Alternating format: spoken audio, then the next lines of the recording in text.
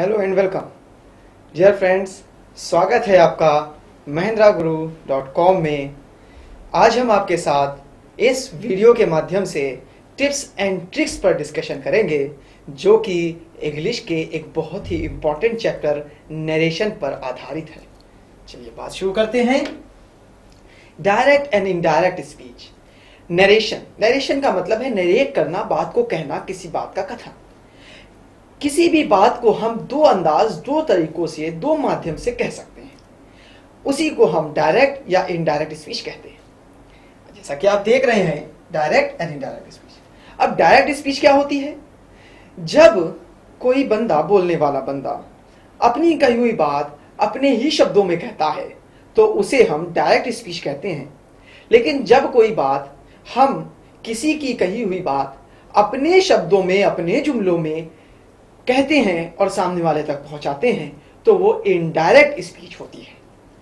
अब आप यहां पर देखें, इनडायरेक्ट स्पीच को रिपोर्टेड स्पीच भी हम कह सकते हैं।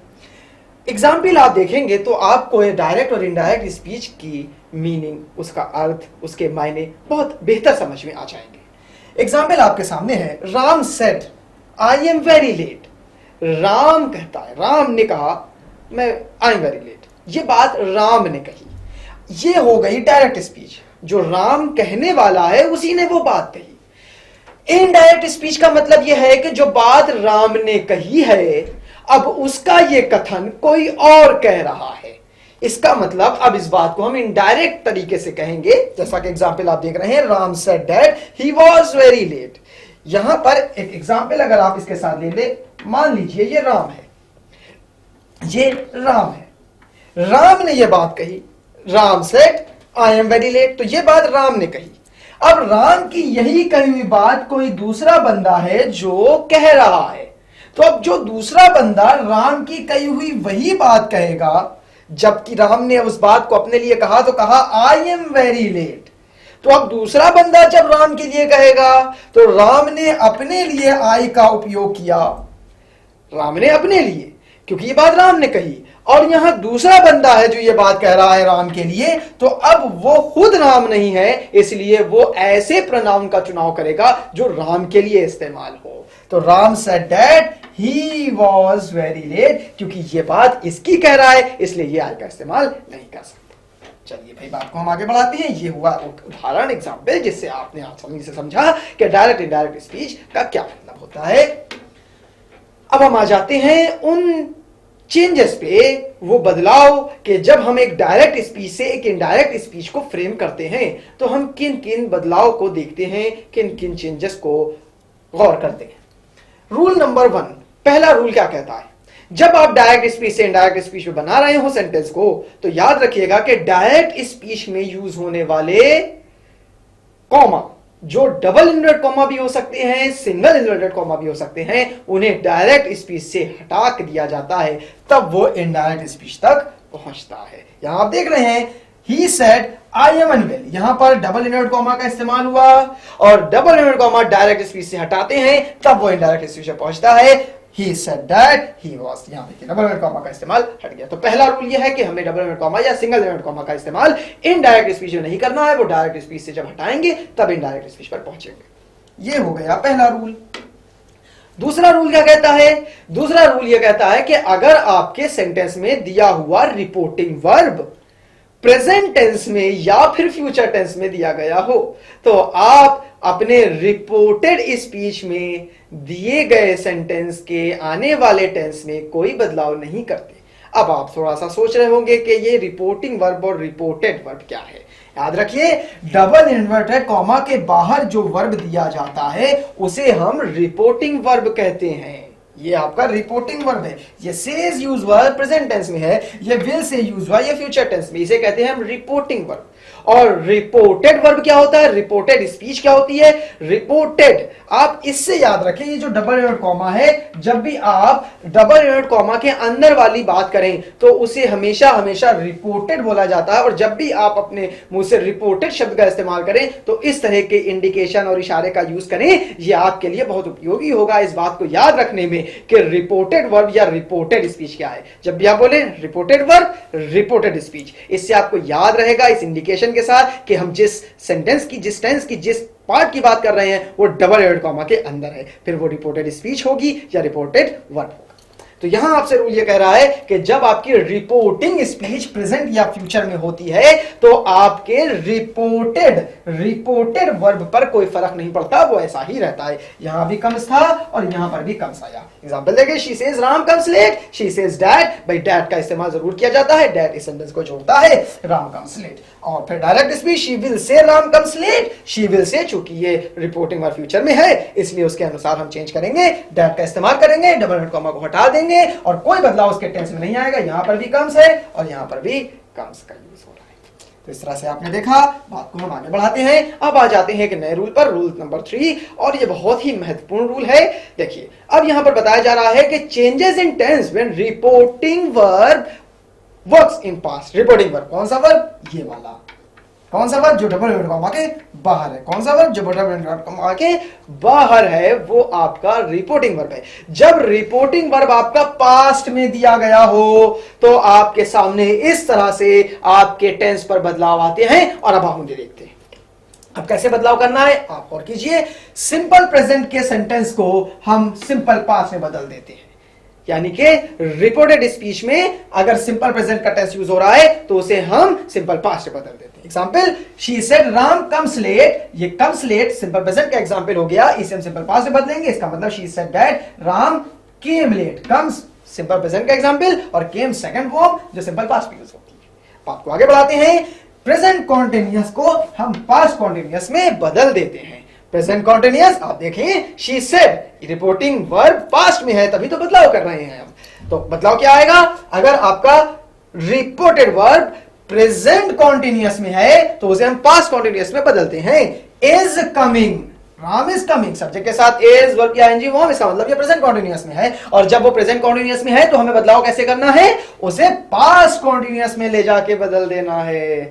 इसी तरह से अगर आपके सेंटेंस प्रेजेंट परफेक्ट में दिया है और अब से आप किस में बदलोगे? पास्ट परफेक्ट में। कब? जब आपका रिपोर्टिंग वर्ब पास्ट में हो। अब यहां पर देखिए, प्रेजेंट परफेक्ट में हो, present perfect, Ram has come. तो ये हैज कम जो यूज हो रहा है ये एग्जांपल है प्रेजेंट परफेक्ट का, और इसे हम किस में ले जाकर बदलेंगे? पास्ट परफेक्ट में। इसलिए ये राम हैड कम का यूज हो रहा है। तो इस तरह से हम अपने सेंटेंसेस में इस तरह से बदलाव करेंगे। और वो बदलाव कब होंगे? जब हमारी रिपोर्टिंग वर्ब पास्ट में होगी तब। चलिए बात को हम आगे बढ़ाते हैं।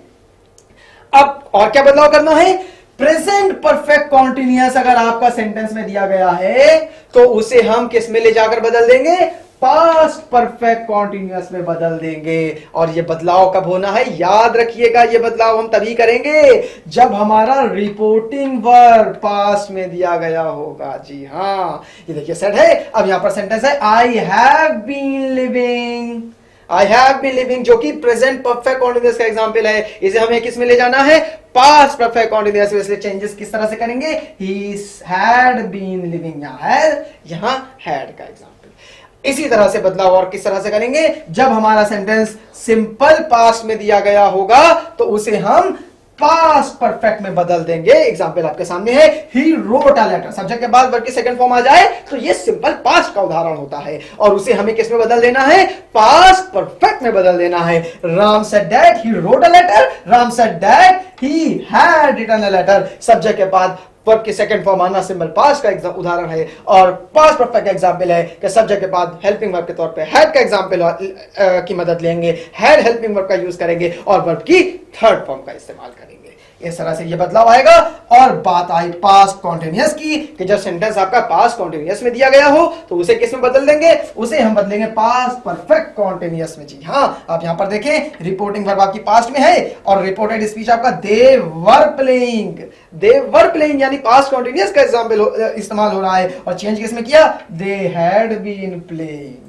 ये वर्ब प्लेइंग हेल्पिंग वर्ब के साथ वर्ब की आईएनजी फॉर्म पास्ट कॉन्टिन्यूअस का एग्जांपल वर्ब इस्तेमाल हुआ है और चेंज किसमें किया हमने? पास्ट परफेक्ट कॉन्टिन्यूअस में। एग्जांपल आपका है, she said that they had been playing cricket. इस तरह से हमने ये देखा और अब हम बात को आगे बढ़ाते हैं। ये देखिए, एक बहुत ही इंपॉर्टेंट स्लाइड आपके सामने आ गई है। ये स्लाइड को आप अपने जहन में, अपने मस्तिष्क में, अपने जहन में, अपने दिमाग में बिल्कुल अच्छे से इसे जो है बैठा लीजिए, क्योंकि ये वो स्लाइड है जो आपको वो शॉर्ट ट्रिक्स बताएगी कि जिसके अनुसार आपको अपने डायरेक्ट से इनडायरेक्ट में चेंजेस लाने हैं, बदलाव लाने हैं। भाई देखिए, सब आपके ये प्रेजेंट टेंस के टेंस हो गए, simple present, present continuous, present perfect, present perfect continuous, और ये सब आपके पास्ट के हो गए, simple past, past continuous, past perfect, past perfect continuous. इसको इसी क्रम में आप समझें और इस तरह से आप इसे समझ लें और लिख लें।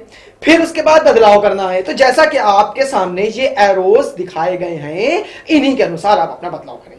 आप सिंपल प्रेजेंट को सिंपल पास्ट में ले जाएं, प्रेजेंट कॉन्टिन्यूअस को पास्ट कॉन्टिन्यूअस में ले जाएं, प्रेजेंट परफेक्ट को पास्ट परफेक्ट में ले जाएं, प्रेजेंट परफेक्ट कॉन्टिन्यूअस को पास्ट परफेक्ट कॉन्टिन्यूअस से ले जाएं। इस तरह से प्रेजेंट का जो है उसको उसी के पास्ट में ले जाकर हम बदल देंगे। यहां पे अब आप देखिए कि जब हमारे पास डायरेक्ट स्पीच में पास्ट के सेंटेंसेस दिए हों तो हम उन्हें किस तरह से ले जाकर बदलें। आप गौर कीजिए, अगर सेंटेंस में डायरेक्ट स्पीच सिंपल पास्ट दिया गया है और रिपोर्टिंग वर्ब पास्ट में है तो कैसा बदलाव करना है, हमें सिंपल पास्ट को ले जाना है पास्ट परफेक्ट में।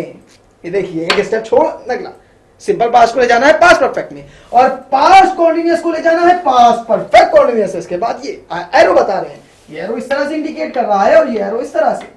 आप देखिए, जिसका जो एरो इंडिकेट कर रहा है उसको हमें उसी में ले जाकर बदलना है। अब आपके मस्तिष्क में, आपके जहन में एक सवाल उठ रहा होगा कि सर फिर हम पास्ट परफेक्ट और पास्ट परफेक्ट कॉन्टिन्यूअस को किस फॉर्म में ले जाकर बदलें अगर हमारे डायरेक्ट स्पीच में इनमें से किसी फॉर्म पर सेंटेंस दिया गया हो। तो आपके सामने ही स्लाइड है भाई, आप खुद देख लीजिए। क्या पास्ट परफेक्ट किसी एरो की तरफ इशारा कर रहा है, किसी और की तरफ इशारा कर रहा है? क्या पास्ट परफेक्ट कॉन्टिन्यूअस किसी और टेंस की तरफ इशारा कर रहा है? इसका मतलब इसमें कोई इंडिकेशन नहीं दिया गया है। तो इससे साबित होता है कि पास्ट परफेक्ट कॉन्टिन्यूअस अगर डायरेक्ट स्पीच में है तो इनडायरेक्ट स्पीच में भी पास्ट परफेक्ट कॉन्टिन्यूअस ही रहेगा, और अगर डायरेक्ट स्पीच में पास्ट परफेक्ट कॉन्टिन्यूअस है तो वो पास्ट परफेक्ट कॉन्टिन्यूअस ही रहेगा। यानी कि पास्ट परफेक्ट में और पास्ट परफेक्ट कॉन्टिन्यूअस में कोई बदलाव नहीं करते। अगर वो डायरेक्ट स्पीच में है तो वो वैसे ही इनडायरेक्ट स्पीच में भी इस्तेमाल हो जाता है। यहां पर नोट में आपके सामने एक बहुत अच्छी बात दी है कि जब आपका रिपोर्टिंग वर्ब पास्ट में हो तो वो शब्द जो फ्यूचर का आभास कराते हैं उनमें क्या बदलाव लाना है। तो कैन को हम कुड में बदल देते हैं, मे को हम माइट में बदल देते हैं, विल को हम वुड में बदल देते हैं और शेल को हम शुड में बदल देते हैं। इस तरह से डायरेक्ट से इनडायरेक्ट के कन्वर्जन पे जो रूल्स जानना जरूरी हैं वो आपके सामने हैं और आप उसे देख रहे हैं। आगे आ जाते हैं, अब हम बात करते हैं कुछ ऐसे शब्दों की कि जब हम डायरेक्ट से इनडायरेक्ट पर आते हैं और हमारे टेंसेस चेंज होते हैं और अगर उनमें कुछ ऐसे शब्द दिए गए हों तो उनमें हम किस तरह से बदलाव करते हैं। तो याद रखिए, अगर सेंटेंस में आपके बदलाव हो रहा है तो उसमें इन शब्दों का बदलाव कुछ इस तरह से होगा कि अगर नाउ दिया है तो उसे हम देन में बदल देते हैं, हेयर दिया है तो उसे हम देयर में बदल देते हैं, दिस को डैट में बदल देते हैं, दिस को दोज में बदल देते हैं, हेंस को देंस में बदल देते हैं, दस को सो में बदल देते हैं, एगो को बिफोर में बदलते हैं, टुडे को दैट डे में ले जाते हैं, टुमारो को द नेक्स्ट डे में बदलते हैं, या टुमारो को हम ऑन द मोरो में भी बदल सकते हैं, नेक्स्ट डे को हम द फॉलोइंग डे में बदलते हैं, यस्टरडे को हम द डे बिफोर में और लास्ट नाइट को हम द नाइट बिफोर में बदलते हैं। तो ये सारे बदलाव हैं जो आपको याद रखना है। अब आ जाते हैं हम उस सेंटेंस पे कि जब हमारे पास किसी इंट्रोगेटिव सेंटेंस में डायरेक्ट से इनडायरेक्ट बनाने की बात आ जाए। Indirect narration of interrogative sentence. अब इसमें क्या करना होगा, अब इसमें भी कुछ महत्वपूर्ण रूल हैं, आपको उन्हें याद रखना होगा और उसके अनुसार ही काम करना होगा। डायरेक्ट स्पीच आपके सामने एग्जांपल है, Ram said to me are you going there. Sentence क्या कह रहा है आपसे, Ram said to me are you going there. देखिए आपका सेंटेंस कौन सा, इंट्रोगेटिव। इंट्रोगेटिव सेंटेंस आपके दो तरह के होते हैं, एक होता है क्लोज एंडेड क्वेश्चन, एक होता है ओपन एंडेड क्वेश्चन। और इन दोनों ही तरह के इंट्रोगेटिव सेंटेंस को समझना आपके लिए जरूरी है क्योंकि इन दोनों के ही कुछ रूल्स में थोड़ा थोड़ा फर्क आता है और अगर उस फर्क को आप नहीं समझ पाएंगे तो आपसे एरर हो सकती है।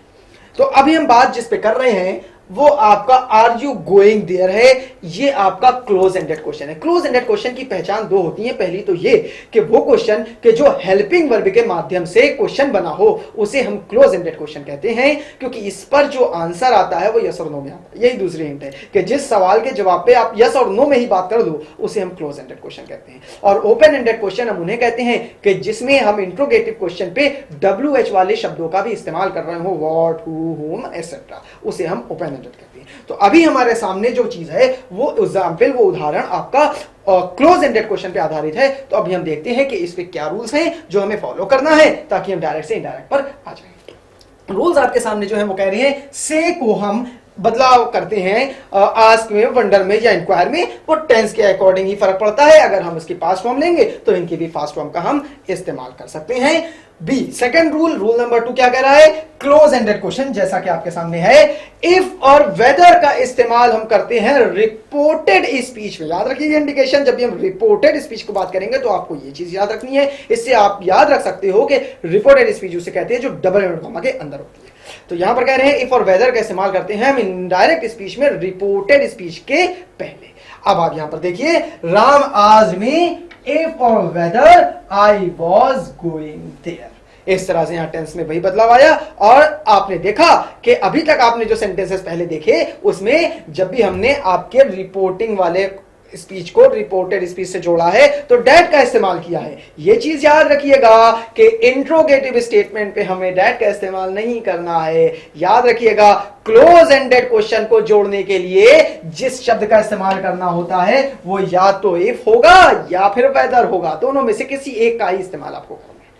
तो ये तो बात हो गई। अब हम बात को आगे ले जाते हैं और अब आ जाती है हमारे सामने बात कि जब हमारे पास ओपन एंडेड क्वेश्चन दिया गया हो, यानी कि उसमें WH वाला वर्ड भी दिया गया हो। Ram said to me where will you go today.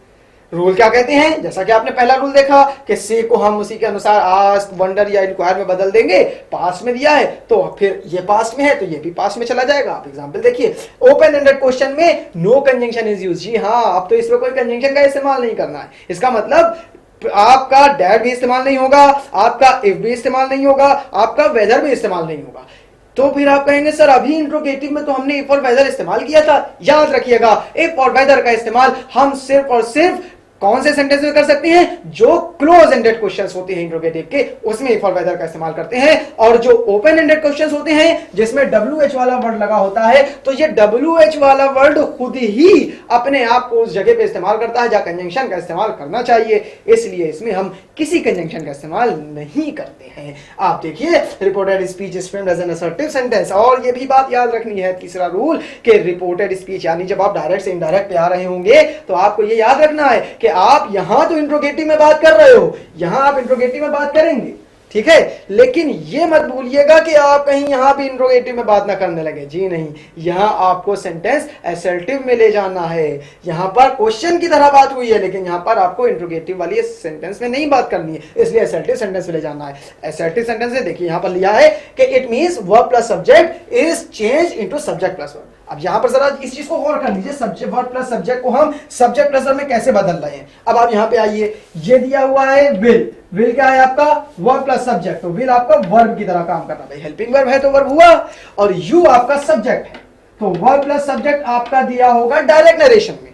ये इस बात की पहचान है कि ये आपके लिए क्वेश्चन है, सवाल है, और आपको सेंटेंस ले जाना है असर्टिव में। और असर्टिव में सेंटेंस बनेगा कैसे? सब्जेक्ट के बाद वर्ब आएगा। अब यहां पर आप देखिए, भाई विल को तो वुड में बदल दिया, बदलना ही है क्योंकि यहां पर आपका ये सेट दिया गया है, ठीक है। तो अब ये वुड, वुड आपका क्या हो गया? यहां पर वुड और यहां पर ये आई। अब ये आई आपका हो गया सब्जेक्ट और ये वुड आपका हो गया वर्ब, यानी सब्जेक्ट प्लस वर्ब। यहां पर वर्ब प्लस सब्जेक्ट है, जैसे हमने यहां लाकर वर्ब सब्जेक्ट प्लस वर्ब में बदल दिया। तो इस तरह से हम इसमें बदलाव लेकर आएंगे और ये चेंजेस होंगे। उसके बाद आ जाते हैं नेक्स्ट स्लाइड पे। यहां पर एक बहुत ही महत्वपूर्ण बात बताई गई है। अभी तक हमने ये चीज देखी कि हमारे सेंटेंस में रिपोर्टिंग वर्ब का बहुत अहम रोल है। जी हाँ, रिपोर्टिंग वर्ब यानी कि ये वाला वर्ब, अगर ये आपका प्रेजेंट में है तो कोई बात नहीं, आपकी रिपोर्टेड स्पीच वैसे ही लिख दी जाएगी जैसी है। लेकिन अगर ये पास्ट में है तो हमने अब तक ये देखा कि हमारी रिपोर्टेड स्पीच जो है वो टेंस के अनुसार बदल जाती है। जब ये पास्ट में हो। लेकिन यहां पर यूनिवर्सल ट्रूथ जो कह रहा है वो हमसे ये कह रहा है कि जब सेंटेंस में आपके रिपोर्टेड स्पीच में यूनिवर्सल ट्रूथ या हैबिचुअल एक्शन दिया गया हो तो आपको एक बात याद रखनी है कि फिर उसमें कोई बदलाव नहीं करना है। इसीलिए आपके सामने ये एग्जांपल है कि the teacher said that earth moves around the sun. भाई आपका अभी तक रूल तो ये कहता है कि मूव्स को हम पास्ट फॉर्म में लिख दें, लेकिन चूंकि ये यूनिवर्सल ट्रूथ है इसलिए हम the teacher said that the earth moves around the sun, इसे कोई बदलाव नहीं करना है, क्योंकि यूनिवर्सल ट्रूथ और हैबिचुअल एक्शन को हम वैसे ही लिखते हैं जैसा कि वो कहा गया है। बात को हम आगे बढ़ाते हैं। अब हम आ जाते हैं यहां पर इस रूल पे, changes in the pronoun of reported speech. जी हां, जब हम डायरेक्ट से इनडायरेक्ट नरेशन पे जाते हैं और उसकी फ्रेमिंग करते हैं तो प्रोनाउन का भी बहुत ही महत्वपूर्ण उपयोग होता है और उसे हमें सेंटेंस में उसकी महत्वपूर्णता और उसकी जरूरत को समझते हुए उस पर बदलाव करना पड़ता है। जी हां, आप एग्जांपल देखिए, Ram said to me I am right but you are wrong. यहां राम सब्जेक्ट है, आई यूज कर रहा है अपने लिए, यू यूज कर रहा है दूसरे के लिए। आई आपका फर्स्ट पर्सन है, यू आपका सेकंड पर्सन है। एग्जाम्पल देखिए, Ram said he is intelligent. Ram आपका सब्जेक्ट है और ही का इस्तेमाल कर रहा है, ही आपका थर्ड पर्सन है। तो अब यहां पर यही रूल है कि अगर आपके सेंटेंस में रिपोर्टेड स्पीच में फर्स्ट पर्सन, सेकंड पर्सन या थर्ड पर्सन दिया गया है तो हमें किस तरह से बदलाव करना है वो आपके सामने है। फर्स्ट पर्सन सब्जेक्ट के अनुसार बदल दीजिए, सेकंड पर्सन ऑब्जेक्ट के अनुसार बदल दीजिए और थर्ड पर्सन में कोई बदलाव न लाइए। भाई दो तो बदल गए हैं, एक को तो छोड़ दीजिए, इससे थर्ड पर्सन में कोई बदलाव नहीं लाना है। अच्छा, अब आप इस पर जरा गौर कीजिए। Ram said to me, Ram ने मुझसे कहा। अब जो कहा वो राम कह रहा है। आई एम राइट, यानी आई किसके लिए? राम अपने लिए कह रहा है।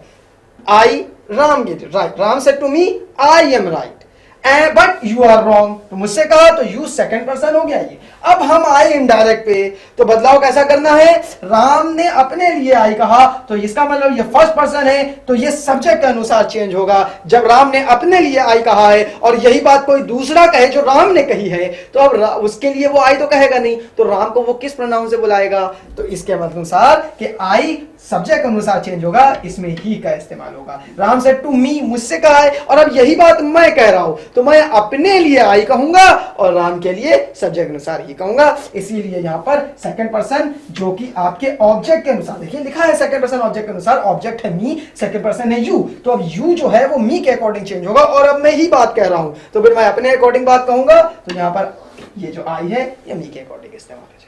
इस तरह से ये चीज आप अपने जहन में बैठा लीजिए कि हमें सेंटेंस में प्रोनाउन पर किस तरह से बदलाव लाना है।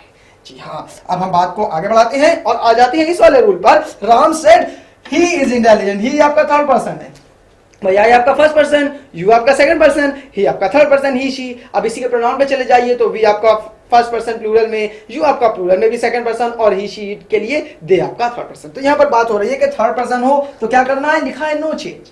इसका मतलब Ram said he is intelligent, Ram ने किसी के लिए बात कही है। अब हम वही बात कह रही है तो जब हम राम ने किसी और के लिए कही है तो हम भी वो बात किसी और के लिए कह देंगे। तो Ram said that he was, तो ही को हम यहां पर भी ही लिखेंगे। इसका मतलब इसमें हम कोई चेंज और कोई बदलाव नहीं लाएंगे। तो इस तरह से आपने ये देखा कि कितनी आसानी से हमने नरेशन की टिप्स और ट्रिक्स को सीखा। और आपके लिए तिहाई महत्वपूर्ण चीज है वो ये कि आप हमारी mahindraguru.com को मुतवातिर तौर से रेगुलर बेसिस पर विजिट करते रहें, बूस्टर्स पढ़ते रहें और हमारे चैनल को सब्सक्राइब करना मत भूलें। जी हाँ, www.youtube.com/c/mahindraguruvideos, जिसमें आपकी प्रिपरेशन के लिए हर रोज महत्वपूर्ण वीडियोस अपडेट की जा रही हैं ताकि आप कामयाब हो जाएं, क्योंकि आपकी कामयाबी में ही हमारी कामयाबी है।